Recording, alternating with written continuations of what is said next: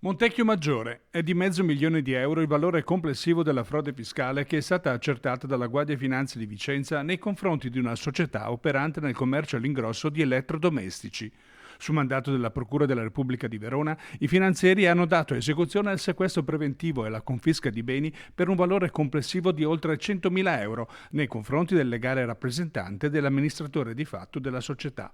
Le indagini avrebbero accertato un articolato meccanismo contabile che attraverso l'interposizione di società fittizie avrebbe permesso l'evasione dell'IVA dovuta attraverso l'emissione di fatture false per le operazioni inesistenti, la cosiddetta frode a carosello. Duplice il vantaggio che sarebbe stato ottenuto: da una parte quello strettamente fiscale derivato dal credito d'IVA per l'acquisto di beni in regime ordinario e dall'altra un vantaggio economico che consentiva alla società di presentarsi sul mercato con prezzi più competitivi rispetto alle società concorrenti rispettose delle regole sulla concorrenza.